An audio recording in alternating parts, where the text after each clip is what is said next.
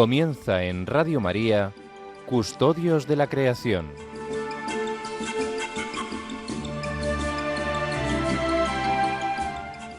Un programa dirigido por Mari Carmen Molina Cobos.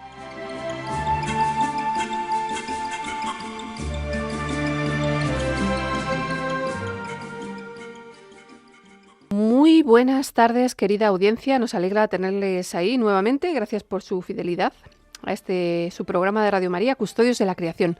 Son las 5 de la tarde aquí en el territorio europeo y las 4 en las Islas Canarias, ahí en medio del Atlántico. Saludamos también a toda nuestra audiencia en el continente americano y en tantas partes del mundo que nos escuchan pues a través de las redes o a través de nuestros podcasts. Bueno, hoy les traemos algunas novedades, así que vamos a ir acelerando, pero no vamos a empezar sin, como siempre, recogernos en oración, y lo hacemos de la mano del Papa León. Señor, tú amas todo lo que has creado, y nada existe fuera del misterio de tu ternura.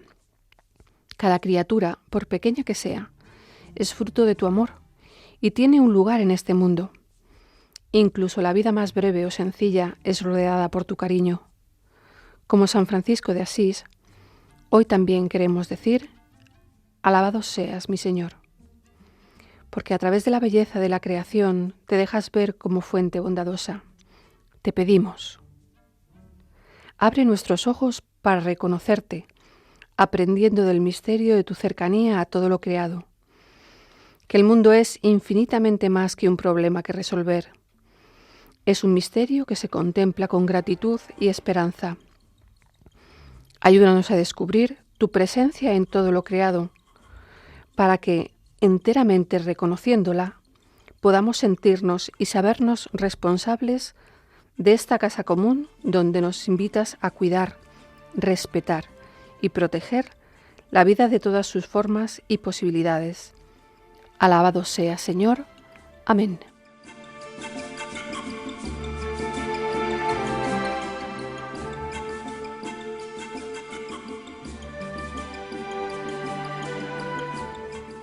Y sin prisa, pero sin pausa, les adelantamos lo que vamos a tener hoy en el programa.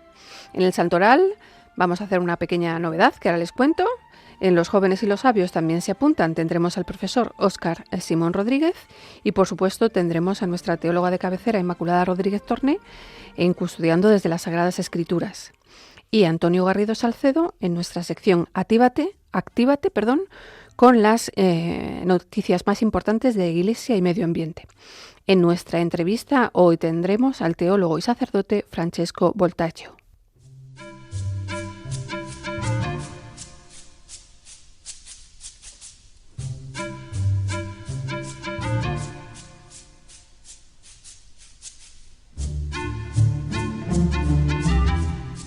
Y como les decía, comenzamos con el Santoral y hoy vamos a iniciar una sección de refranes que me parecen a mí muy interesantes porque los refranes tienen una sabiduría popular que no debemos desdeñar. Hoy nuestro refrán es: por todos los santos, nieves en los altos, y en San Andrés, nieves en los pies. Y bueno, tiene que ver porque a principios de noviembre comienzan las nevadas en montaña, y si el tiempo progresa como debe, pues el frío se va estabilizando y por San Andrés, al final de noviembre, ya tendremos nieve en los pies, en las partes más bajas.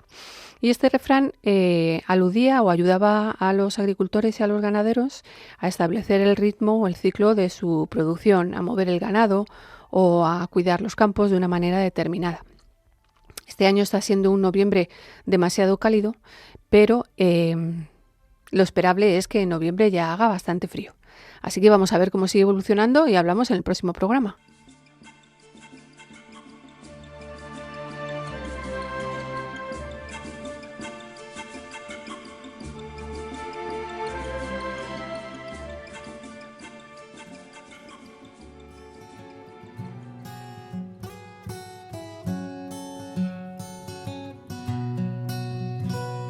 Mirad las aves del cielo, los lirios del campo. Dios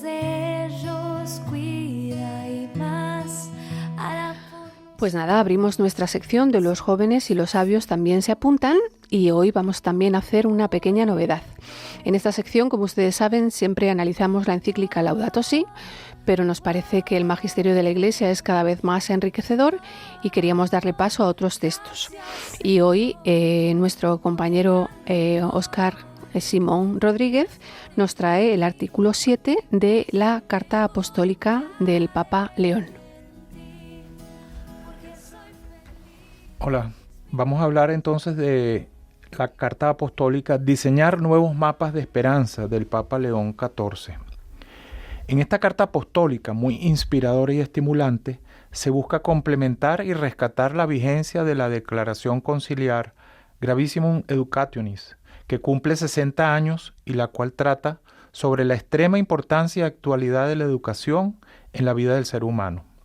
Dicho texto puso de relieve el carácter fundamental de la educación, siendo que ésta constituye el tejido mismo de la evangelización.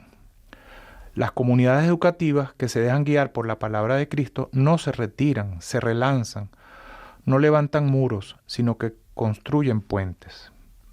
El Papa León nos subraya que desde sus orígenes el Evangelio ha generado constelaciones educativas, que han representado un faro en la noche para guiar la navegación.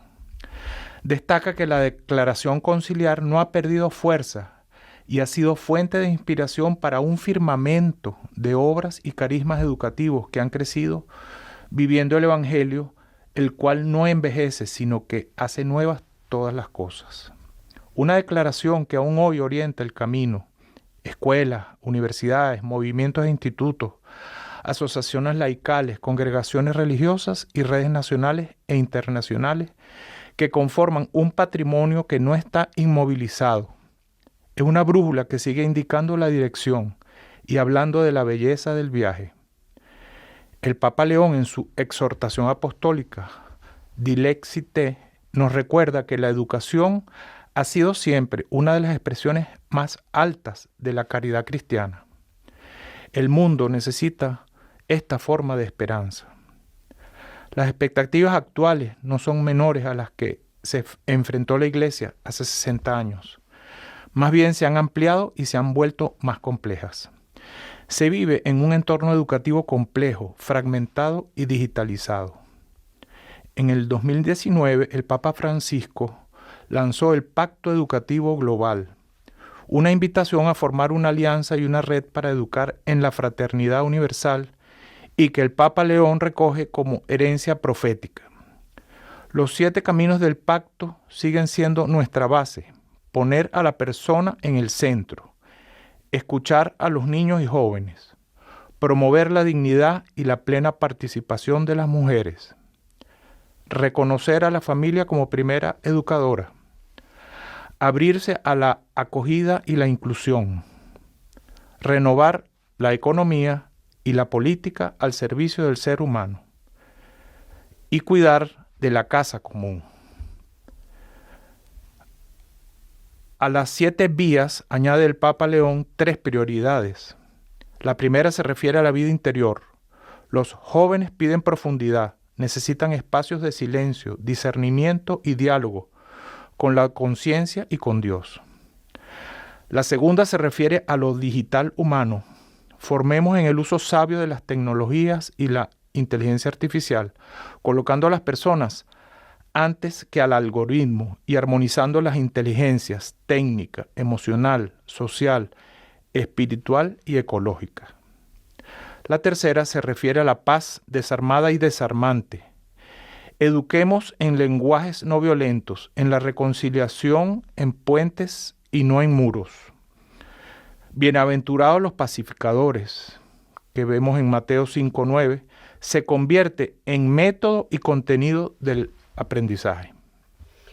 Bueno, qué interesante esto de cara a la educación, ¿verdad? En las familias, en los colegios y también en las universidades. Y en esta carta apostólica hace una mención especial al cuidado de la casa común y la relación con la educación, ¿no? Sí, a eso vamos ahora.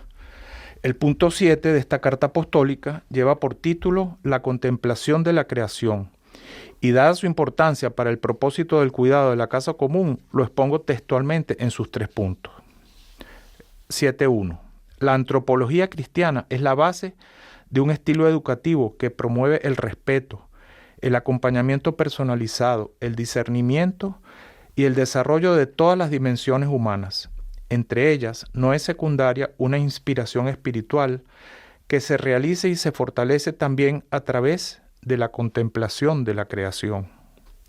Este aspecto no es nuevo en la tradición filosófica y teológica cristiana, donde el estudio de la naturaleza tenía también como propósito demostrar las huellas de Dios en nuestro mundo.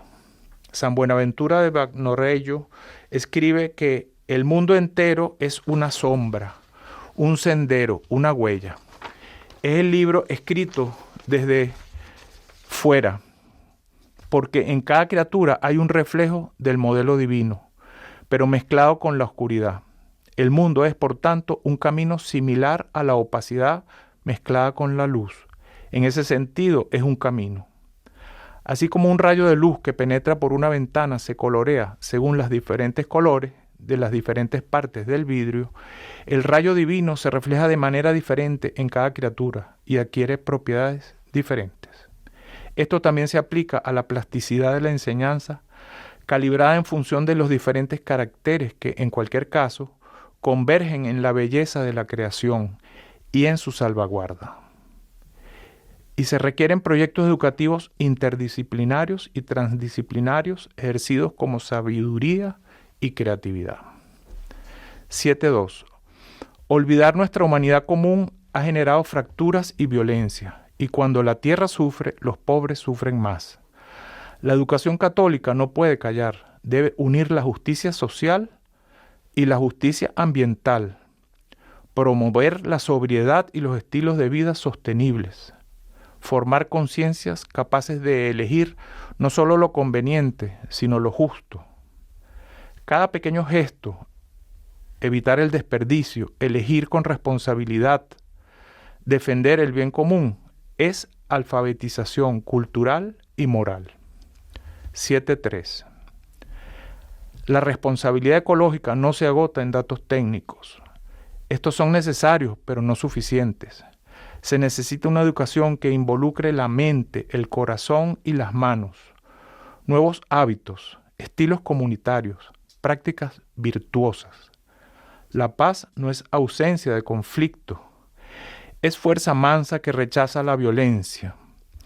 Una educación para la paz desarmada y desarmante enseña a deponer las armas de la palabra agresiva y de la mirada que juzga, para aprender el lenguaje de la misericordia y de la justicia reconciliada. Aquí termina el punto 7 de la Carta Apostólica, y diseñar nuevos mapas de esperanza es un documento realmente esperanzador que nos invita a todos a contribuir de manera activa en la educación cristiana, que ha transitado una gran diversidad de carismas a lo largo de la historia, pero que sigue necesitando actualizarse a la luz de los signos de los tiempos. Las tecnologías digitales, incluyendo la inteligencia artificial o la crisis ecológica, por mencionar algunos de estos signos, nos llevan a entrelazar tradición y futuro sin contradecirse. Nos conmina hacia nuevas formas de presencia y servicio sin perder la fidelidad al Evangelio. La educación católica puede ser un faro, no un refugio nostálgico, sino un laboratorio de discernimiento, innovación pedagógica y testimonio profético.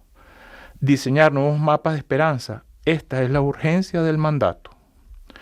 Termina el Papa León concluyendo que hace suyas las palabras del apóstol San Pablo.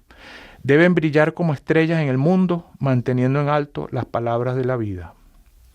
Encomendando este camino a la Virgen María, Sedes Sapientiae, a todos los santos educadores y pidiendo a todos los involucrados de la educación católica que sean servidores del mundo educativo, coreógrafos de la esperanza, investigadores incansables de la sabiduría, artífices creíbles de expresiones de belleza.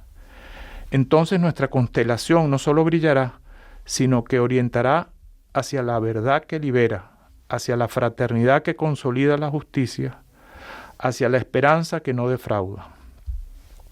Recomiendo a todos los radioescuchas de Radio María que lean el texto completo de esta carta apostólica, que sin duda pone de relieve la importancia y capacidad regenerativa de la educación católica, que no es una responsabilidad de particulares, sino de toda la comunidad, y que estoy seguro, como os dije al principio, es muy inspiradora y estimulante. Gloria al Padre, al Hijo y al Espíritu Santo, Dios uno y trino, al que pedimos bendiga a todos los componentes de la constelación educativa y les guíe en el diseño de nuevos mapas de esperanza. Pues amén, que así sea. Muchísimas gracias, Óscar Simón, por tu reflexión, una nueva llamada, como ven, a la conversión ecológica también y al desarrollo humano integral, la persona en el centro de la creación. Y bueno, pues con esta nueva perspectiva o con esta misma perspectiva, pero ahora desde un nuevo ámbito, un nuevo mundo, que es el mundo de la educación. Muchísimas gracias, Óscar. A la orden.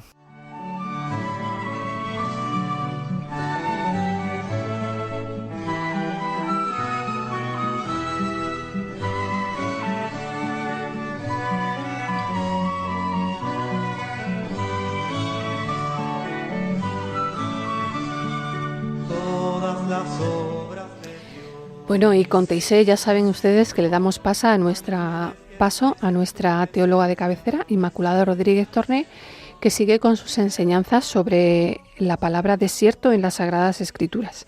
Vamos a escucharla. Muy buenas tardes, Inmaculada, ¿cómo estás? Buenas tardes, querida Carmen y queridos amigos de Radio María. En el programa anterior hablamos del desierto en la Biblia como un lugar físico árido y difícil, un lugar que es también imagen y símbolo de nuestros propios desiertos personales. Un lugar que no está vacío, porque incluso allí está Dios. Hablamos también de él como lugar de prueba y purificación, y hoy iremos más allá. Vamos a hablar del desierto como un lugar donde habitan los demonios. Pues sí, el desierto es también un lugar donde pululan los demonios, porque los demonios intentan siempre obstaculizar la acción de Dios y van a los lugares donde pueden hacer más daño y también donde somos más débiles y frágiles. La literatura rabínica judía y popular lo recuerda. El Talmud de Babilonia nos dice que los demonios se esconden en ruinas y lugares desolados. ¿Te acuerdas del ídolo en forma de becerro que los israelitas se fabricaron en el desierto? Pues bien, dice el libro del Éxodo que todo ocurrió porque, cito literalmente, vio el pueblo que Moisés tardaba mucho en bajar del monte. Éxodo 32:1. Este episodio nefasto ocurrió en el desierto, específicamente en el campamento a los pies del monte Sinaí, y poco después de que Dios entregara los 10 mandamientos. El pasaje ilustra una de las tentaciones más grandes de Israel en el desierto: la impaciencia y el deseo de un Dios visible y tangible que se pudiera tocar, que los guiara en contraste con ese Dios invisible de Moisés. Otro ejemplo, vamos ahora a la vida de Jesús, concretamente al Evangelio de Mateo capítulo 4, donde se dice que el Espíritu llevó a Jesús al desierto, donde Satanás lo tentó 3 veces, con esas tentaciones que recordamos de convertir las piedras en pan, arrojarse desde el pináculo del templo y adorar al demonio a cambio de todos los reinos de la tierra. Recordamos que Jesús respondió con la palabra de Dios, resistiendo incluso cuando la Escritura fue usada por el mismo demonio en su contra. Es decir, en los lugares y situaciones más descampados y desamparados, allí suelen acudir los demonios y suelen pillarnos desprevenidos. Así que estemos atentos, porque son muy listos. Aprovechan nuestras debilidades, nuestros puntos flacos, para abordarnos y tentarnos. Así que mucho ojito. Es importantísimo identificar a los demonios, ponerles nombre y no dejarnos llevar por ellos. Y vayamos ahora a otro aspecto del desierto, y es el desierto como lugar de encuentro con Dios. Y aquí viene la paradoja, porque sí, los demonios se acechan, porque el desierto en la Biblia es un lugar privilegiado donde Dios se muestra con mayor claridad. El desierto es el lugar del encuentro íntimo con Dios. Lejos del bullicio, de las distracciones de la ciudad, allí el alma puede escuchar. Es el caso, recordamos, del profeta Elías. Estaba perseguido, aterrado, huyó al desierto deseando la muerte. Pero fue allí, en el silencio, donde Dios no se manifestó en el viento imponente, ni en el terremoto, ni en el fuego como esperaba el profeta Elías, sino, y leo literalmente, Después del fuego vino una brisa suave y delicada, y al oírla, Elías cubrió su rostro con el manto, y allí estaba Dios. Una brisa suave y delicada. En el desierto de nuestra vida, en nuestra sequedad, Dios no grita, sino que susurra. El desierto, al eliminar el ruido exterior, nos capacita para oír la voz interior. Una voz que pasa desapercibida en el bullicio de la ciudad, en el trabajo, en las prisas. Una voz donde habla el mismo Dios. El desierto es el espacio de la contemplación, donde la relación con Dios se vuelve personal, directa, desnuda. Y todavía más, el paso del pueblo de Israel por el desierto después de Egipto, camino a la tierra prometida, se recuerda como su primer amor, como el momento en el que Dios hace alianza, digamos que se desposa, se casa con el pueblo que nació en el paso del Mar Rojo. Dios lo dice así: por eso yo la llevaré al desierto, está hablando de Israel, y le hablaré al corazón.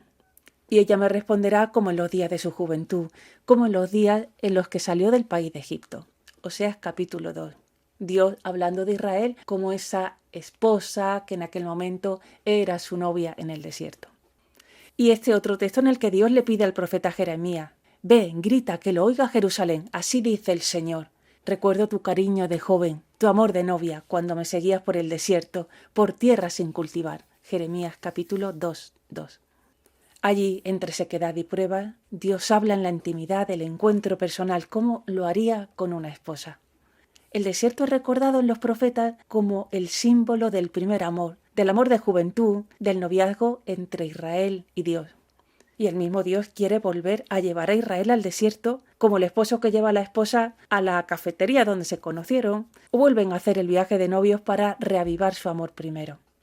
Incluso en nuestra depresión, en nuestro desierto interior, Dios está ahí. Qué paradójico, ¿verdad? Intentemos no dejarnos llevar por el estruendo de los demonios, con sus cantos de sirena que nos llevan a la tristeza, a la desolación e incluso a la muerte. No se nos olvide que los demonios buscan entorpecer la acción de Dios. Así que hagamos por inclinar el oído con esa expresión tan bíblica para escuchar la brisa suave de Dios que reconforta y nos asegura que Él está ahí y que ese desierto puede ser un lugar de amor. Seguiremos hablando del desierto en la Biblia, así que hasta pronto, amigos. Pues hoy me ha encantado, bueno, siempre me encanta, Inmaculada, pero hoy especialmente porque yo esta parte del desierto y de los demonios no me la había planteado así racionalmente, pero escuchándote me doy cuenta de que efectivamente en nuestros desiertos personales, a poco que nos descuidemos, se nos cuelan todo tipo de demonios. Desde luego, en mi desierto personal la impaciencia es el que aparece siempre. Y pensaba en este trabajo, en esta lucha, en este deseo de cuidar la creación, pues a veces la angustia, a veces la desesperanza se nos cuela también y nos impide descubrir esta crisis global, como cualquier otra crisis personal, como un lugar teológico, un lugar de encuentro con el amor de Dios.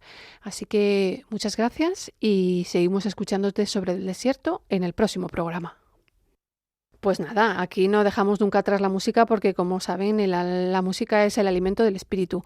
Hoy traemos una fantástica canción que se escribió en torno al tiempo de la creación por César Hidalgo y Verónica Sanfilippo, y queremos agradecer a César Hidalgo su labor evangelizadora durante toda la vida a través de la música, porque bueno, ya pasó al Padre hace relativamente poco y esperamos que allá donde esté pueda interceder por todos nosotros y por toda la creación bellísima de Dios. Donde la brisa no tiene prisa, quiero sentir ese suspiro, guiño de tu amor. Donde el viento acaricia todo y en el aire suena tu voz. Donde la brisa no tiene prisa, quiero sentir. Donde la tierra nos da la vida, yo quiero estar. Tierra labrada en surcos de paz. Donde el campo recoge el grano y el grano tira de la verdad. Donde la tierra nos da la vida, yo quiero estar. que creaste el universo, la tierra y el sol, las aguas y los vientos. Donde quiera que yo vaya, allí estás tú. Donde el calor nunca se enfría para mí, el fuego enciende siempre el corazón. Una paloma me trae tu llama, deja en mi pecho un gran ardor. Donde el calor nunca se enfría para mí. ¿Quién eres tú que creaste el universo? La tierra y el sol, las aguas y los vientos. Donde quiera que yo vaya, allí estás tú. ¿Quién eres tú que creaste el universo? La tierra y el sol, las aguas y los vientos. Donde quiera que yo vaya, allí estás tú.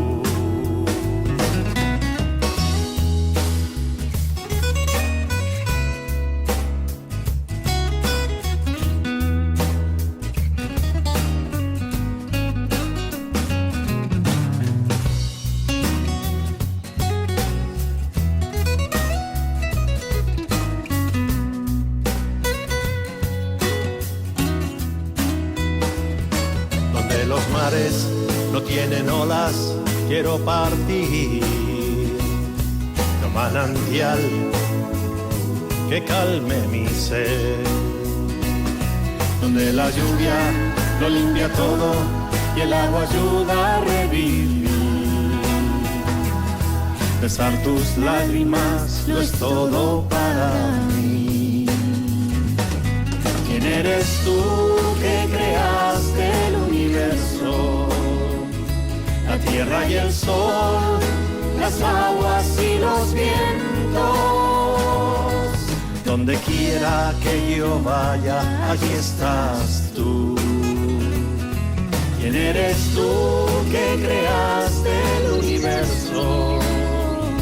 La tierra y el sol, las aguas y los vientos. Donde quiera que yo vaya, allí estás tú.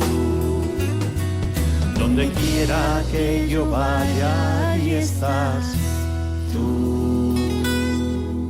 Están escuchando Custodios de la Creación con Mari Carmen Molina Cobos.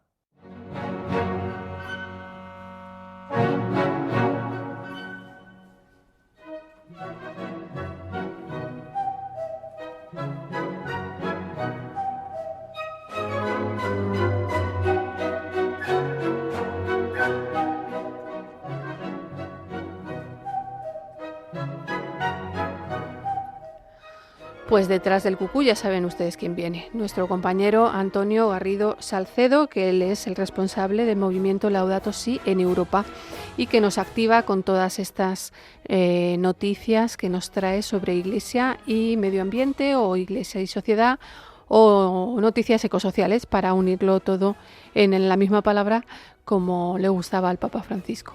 Vamos a escucharle porque seguro que nos trae noticias interesantes ahora que tenemos ahí a la puerta la COP30. Muy buenas tardes, Antonio, ¿cómo estás? Muy buenas, Mari Carmen, y encantado de estar aquí para contar un poquito de todas estas novedades tan importantes acerca del cuidado de nuestra casa común.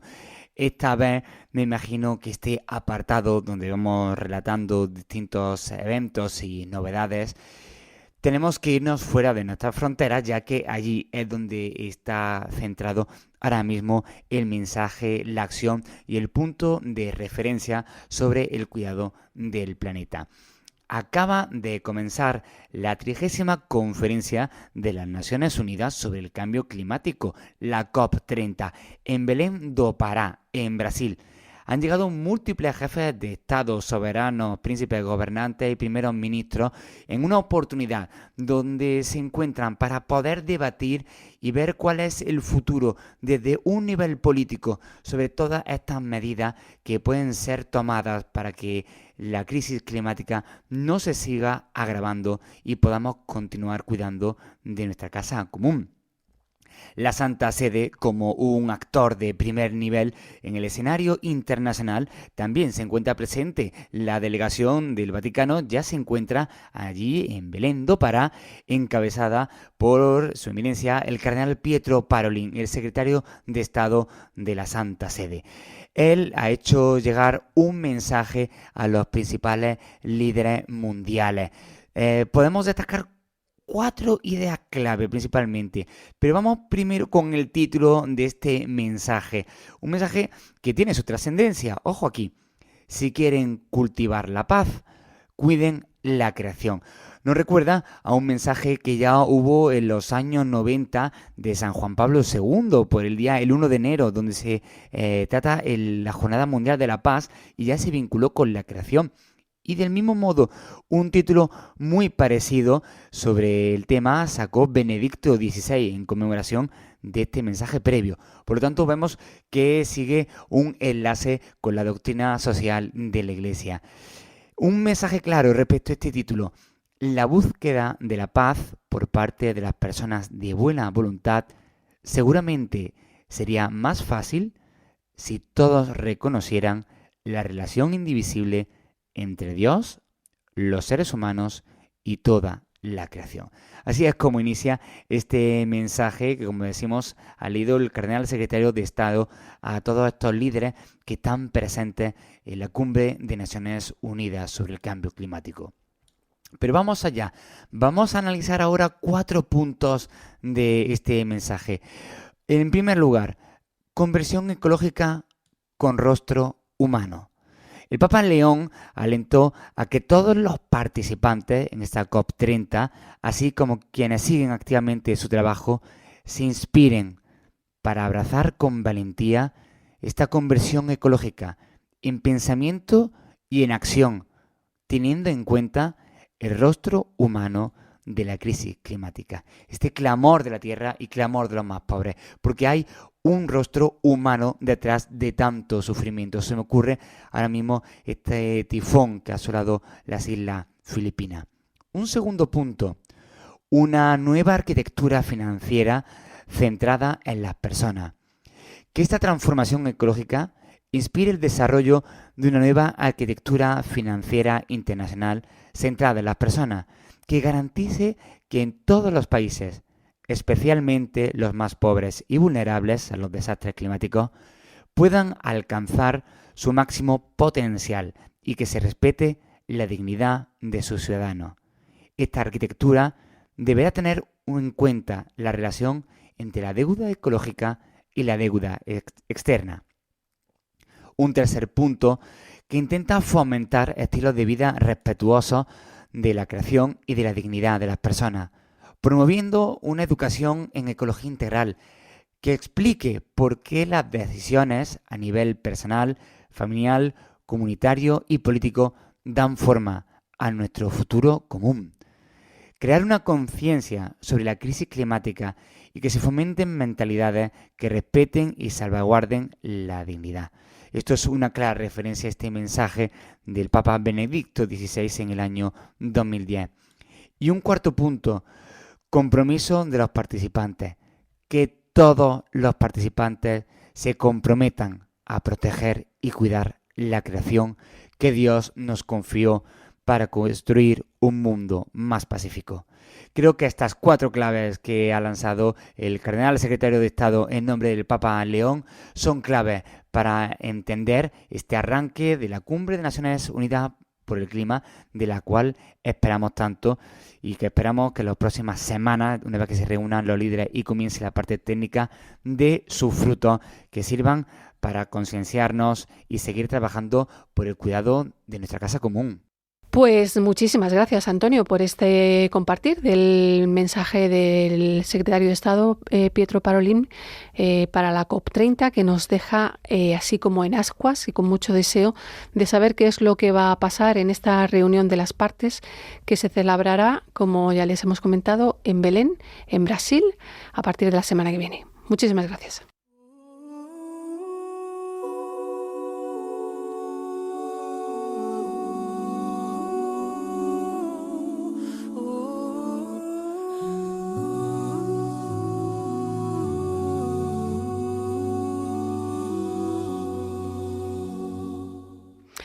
Bueno, y seguimos con el programa. Hoy, en nuestra sección Hablando con los que custodian, pues traemos a un teólogo de alto nivel por su conocimiento profundo en las Sagradas Escrituras y la patrística también, por ser experto en estos campos. Y como ustedes saben que siempre invocamos al patrono o al santo más próximo a nuestro invitado, pues hoy queremos invocar y sentar aquí a la mesa de diálogo a San Jerónimo, que es tradicionalmente considerado el patrono de los estudios bíblicos y de los traductores de la Biblia. Muy buenas tardes, Francesco, compañero, ¿cómo estás? Buenas tardes, muchas gracias. Bien. Le llamo compañero porque seguro que ustedes ya, por su voz inconfundible, le han asociado con este programa fantástico que se emite también aquí en Radio María y que se llama A las Fuentes de la Fe en Tierra Santa, y que, recuerdo, se emite el domingo a las 9 de la noche, ¿no, Francesco? Sí, exactamente. Muy bien. ¿Y cómo te sientes al otro lado del micrófono? Bien, muy bien. Estupendo. Bueno, pues para los que no te conocen o no te conocen profundamente, déjame contarles un poquito sobre tu currículum y luego hablamos, si quieres, sobre temas relacionados con la Sagrada Escritura. Francesco Voltaggio es sacerdote de la diócesis de Roma y ahora fidei domum al Patriarcado Latino de Jerusalén. Obtuvo la licenciatura en Sagrada Escritura por el Pontificio Instituto Bíblico de Roma y el doctorado en Ciencias Bíblicas y Arqueología por el Studium Biblicum Franciscanum de Jerusalén. Desde hace ya 23 años vive en Tierra Santa, donde es director de la Domus Betania, un centro de formación teológica para sacerdotes y también para laicos, y es profesor de la Sagrada Escritura en diferentes universidades. Mil gracias por dedicarnos parte de tu tiempo, que sé que siempre estás pues muy cogido, lógicamente, porque tienes muchas responsabilidades. Con mucho gusto. Qué bueno. Muchas gracias. Fenomenal, mil gracias. Mira, hablemos de ecología integral. ¿Qué entiende el magisterio de la Iglesia cuando habla de ecología integral? Ecología integral hace hincapié en las interacciones entre el medio ambiente, la sociedad, la cultura, las instituciones, la economía, etcétera. Y se refiere así a un enfoque holístico, o sea, quiere decir global, total, de la crisis ecológica o del problema ecológico, que se remonta a sus raíces. Es muy importante para la Iglesia Católica. La antropología es la raíz. Y hoy justamente se insiste mucho en la urgencia de salvar la naturaleza de la mano del hombre, pero a menudo es peligroso quedarnos en la inmanencia sin ir al corazón del problema. O sea, para salvar la naturaleza del hombre, o sea, de la mano del hombre, hay que salvar primero la naturaleza del hombre. Como se afirma en los documentos de la Iglesia, o sea, no habrá una nueva relación con la naturaleza sin un nuevo ser humano. O sea, no hay ecología sin una antropología adecuada. Eso quiere decir que si estamos llamados a cuidar nuestra casa común, en primer lugar estamos llamados a salvar al hombre de su autodestrucción. Todo está conectado, especialmente hoy, ¿no? Esto lo entendemos, y por tanto todos estamos llamados urgentemente a una conversión ecológica.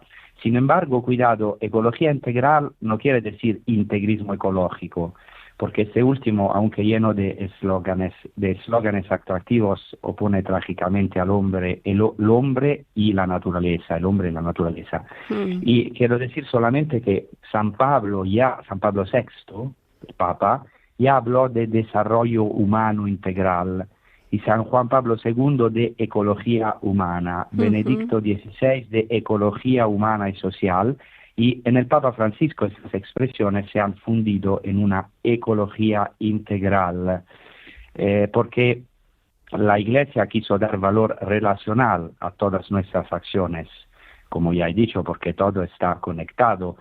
Las acciones, por pequeñas que parezcan, o sea, la Iglesia afirma que la existencia humana se basa en 3 relaciones fundamentales que claramente están estrechamente vinculadas: la relación con Dios, la relación con el prójimo y la relación con la tierra.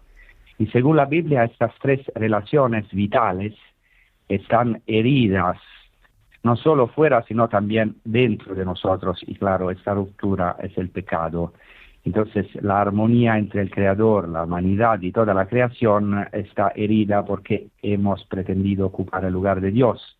Esto es el egoísmo, el ego, negándonos a reconocernos como criaturas limitadas. Esto distorsionó la naturaleza del mandato de someter la tierra, de cultivarla, de custodiarla, como dice el libro del Génesis. Entonces, por eso este término es tan importante, porque claro, es un término que subraya ya la globalidad de la importancia de la ecología. Pues qué bonito esto que nos cuentas, porque efectivamente en muy pocas palabras has explicado muy bien la continuidad de la enseñanza del magisterio de la Iglesia desde Pablo VI hasta la actualidad, y sobre todo subrayar pues esto que siempre nos dice la Iglesia, la importancia de cambiar el corazón. Si no, el corazón no cambia, pues nada podemos hacer. Al contrario, muchas veces pretendiendo por nuestras propias fuerzas hacer las cosas, pues nos salen mal, si no dejamos a trabajar el espíritu, ¿verdad?, ahí en nosotros. Déjame preguntarte algo, porque ha habido también como mucha distorsión, ¿no?, con el tema de en algunas ocasiones culpar a la Iglesia de todas estas tragedias ambientales que sin duda estamos viviendo, pero yo creo que ahí ha sido un poquito de no analizar las escrituras en su complejidad o en su profundidad, por decirlo así. ¿Qué enseñanza podemos sacar de una buena exégesis de los textos bíblicos para proteger la creación? No simplemente... Yo pienso que cuando abrimos la Biblia, la Sagrada Escritura, claro, no encontramos un tratado de ecología, pero sí toda una pedagogía divina de la historia de la salvación sobre el modo de habitar el mundo, y esto desde el Génesis hasta el Apocalipsis. La Escritura nos enseña que la creación no es solo un escenario, sino el primer lenguaje con el que Dios nos habla, porque habla un lenguaje humano de este mundo. Por ejemplo, el libro del Génesis, claro, Dios vio que todo o que era bueno. Y esto, claro, cada día de la creación termina, o casi cada día, con esta frase como un latido, porque el mundo nace bueno, bello, armónico, y el hombre es colocado en el jardín para cultivarlo y guardarlo, o sea, no para explotarlo y adueñarse de él, o del mundo o del jardín, ¿no? Y entonces el dominio humano no es tiranía, sino servicio, custodia amorosa. El hombre es administrador y no propietario, ¿no?, de la tierra. Eso es muy importante, sí. ¿no? Tiene también, claro, consecuencias políticas. Claro, pero el pecado original, o sea, el intento del hombre que quiere llegar a Dios sin Dios o ser como Dios, claro, pone el ego de la persona humana, entonces esto gesto fractura o rompe la relación con Dios, con los otros y con la tierra misma. Después los profetas, la Biblia muestra claramente una relación entre el pecado del hombre y el sufrimiento de la tierra. Por ejemplo, en el libro del profeta Oseas se dice que la tierra está en duelo porque no hay fidelidad ni amor. O sea, cuando el pueblo se aparta de la voluntad de Dios, la creación misma se desordena. Entonces la sequía, la esterilidad, el caos natural son símbolos de una ruptura más profunda, interior y social. Y los profetas, con gran fuerza, nos recuerdan que cuidar la creación es parte de la fidelidad a la alianza. Después los salmos y la sabiduría. O sea, claro, por ejemplo, el Salmo 19, los cielos proclaman la gloria de Dios, el universo es un coro que canta, y quien destruye la creación rompe este cántico cósmico. Por eso la contemplación es un acto ecológico. El hombre que sabe admirar no destruye. Eso Claro, es el bonito, como los sabio místicos, ¿no? que se deja Ujú. educar por la armonía del creado. Y después, claro, en el Evangelio, por ejemplo, el prólogo de Juan dice que todo fue creado por el Logos, en el Logos, y en su humanidad el Hijo de Dios cuando se encarna toca la materia, o sea, en el sentido la materia, la carne ha sido asumida por Dios mismo. Por eso el cristianismo no desprecia la carne ni el mundo, sino que los transfigura. O en el Apocalipsis, claro, la historia, toda la historia de la salvación termina no en ruinas, gracias a Dios, sino en una promesa. Vi un cielo nuevo y una tierra nueva. Claro, esto implica también unas tribulaciones en el mundo, pero la salvación incluye la materia, el mundo. Ajá. El pecado ha introducido la corrupción, pero el Espíritu de Dios puede hacer esta obra, o sea, regenerar el cosmos, transfigurar la carne, el cosmos, y por eso la esperanza cristiana, estamos en el jubileo de la esperanza cristiana es cósmica. Dios no abandona su obra, pero quiere renovarla y transfigurarla desde dentro. Claro, qué bonito esto que nos cuentas, me resulta muy, muy atractivo y muy enriquecedor porque, bueno, tal como nos comentaba o nos enseñaba Benedicto XVI en su libro Creación y Pecado, no es posible interpretar la Escritura de manera parcial, sino que debemos entenderla en su continuidad, y según te iba escuchando me daba cuenta de cómo ibas enriqueciendo justo lo que habías dicho antes, hasta culminar en nuestro Señor Jesucristo el alfa y la omega, ¿no? Hacia donde nosotros y toda la creación nos dirigimos. Has comentado también, has utilizado el término pecado. La Iglesia cómo se refiere al pecado en términos pues relacionados con la creación, con el cuidado de la creación.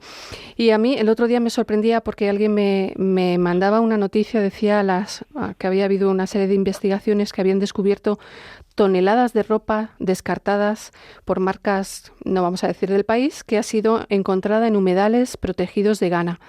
Y esta acción es entendida por la Iglesia como pecaminosa. ¿Por qué? Bueno, la noticia estremece, o sea, toneladas de ropa descartada por grandes marcas, sitios que deberían ser refugio de vida se han convertido en cementerios textiles. Y no solo hablamos de contaminación ambiental aquí, sino de un espejo incómodo de lo que somos como sociedad, de lo que soy yo cuando pongo mí mismo en el centro, mi ego. Claro, la Iglesia considera que actos como este, o sea, el despilfarro, la indiferencia ante el daño ecológico humano, son pecado. ¿En qué sentido? O sea, no se trata de una simple infracción ecológica, sino, otra vez, como hemos dicho, de una herida triple contra uno mismo, contra los demás y contra Dios. Ajá. Y claro, eso es importante porque todo eso alimenta al hombre viejo, o sea, ese ser dominado por el deseo, por el ego, por la codicia. Quien compra sin medida, quien produce sin conciencia, se va deformando por dentro, se vuelve esclavo de lo superfluo, porque el hombre viejo se corrompe siguiendo sus males deseos. Y claro, el pecado, podemos llamarlo error o fracaso del hombre, también tiene consecuencias contra de los otros. Por eso a mí me gusta muchísimo una frase de Benedicto XVI que decía que el hombre no es dueño del cosmos, sino su sacerdote. Ay, qué bonito, entonces, no lo había oído. Esta noticia, por ejemplo, nos invita a pensar que cuidar la creación no es una moda ni un tema político, es un acto de fe también, es dejar que el Espíritu Santo, si es verdad todo lo que hemos dicho, regenere en nosotros al hombre nuevo, capaz de agradecer, custodiar, cantar con todo lo creado, contemplar, porque todo es don.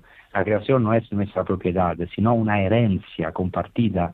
Todo está relacionado y esta ruptura moral, como hemos visto en esta noticia, produce una ruptura ecológica y todo será transfigurado, como ya he dicho, porque la salvación abarca cielo y tierra, alma y cuerpo, hombre y cosmos. Bueno, yo me quedaba hablando contigo una hora más. Me encanta porque lo explicas de una manera que yo creo que es muy fácilmente de entender por nuestros oyentes. Le quitamos toda esta cosa que polarizamos a nivel político para centrarnos en la espiritualidad y en nuestro compromiso, ¿no?, como creyentes. Y te estoy muy agradecida por haberte asomado a nuestro programa. Todo lo contrario, muchas gracias y con felicidades también a ti, muchas gracias. Pues cuídate mucho, que Dios te bendiga y ya saben ustedes que tenemos a Francesco Voltaggio todos los domingos a las 9 de la noche y le pueden escuchar, ya saben, A las Fuentes de la Fe en Tierra Santa, cada 15 días. Exactamente. Muy bien, muchísimas gracias, Francesco. Muchas gracias. Un saludo. Un abrazo y a todos sus oyentes. Gracias. Chao, chao. Y nos vamos con tristeza como siempre, pero acuérdense que dentro de 2 semanas volvemos aquí con nuestras compañeras Lorena del Rey y Anabel Orellano. Por el momento nos despedimos, hemos tenido con nosotros, déjenme recordarles, al profesor Óscar Simón Rodríguez, en Los Jóvenes y los Sabios también se apuntan, Inmaculada Rodríguez Torné, nuestra teóloga de cabecera, y Antonio Garrido Salcedo, activándonos con las mejores noticias de la Iglesia. Por último, tuvimos con nosotros, en Hablando con los que custodian, al teólogo, profesor y sacerdote Francesco Voltaggio, con quien aprendimos Sagrada Escritura y cuidado de la creación. Por supuesto, nada de esto es posible sin la ayuda de nuestra compañera Yolanda Gómez, a los mandos aquí en el navío, y no se olviden, como siempre, de buscarnos en el podcast. Es muy fácil. En su buscador ponen Custodios de la Creación y ahí estamos nosotros. Recuerden que esperamos sus comentarios en custodiosdelacreacion@radiomaria.es y nos encontramos pronto, si Dios quiere, aquí en su programa Custodios de la Creación. Alabado sea, Laudato Si, Laudate Deum.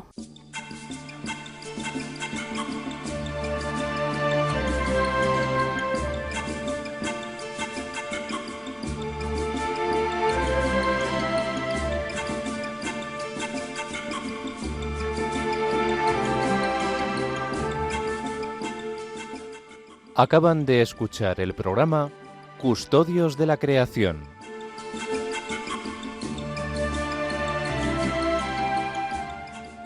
Dirigido por Mari Carmen Molina Cobos.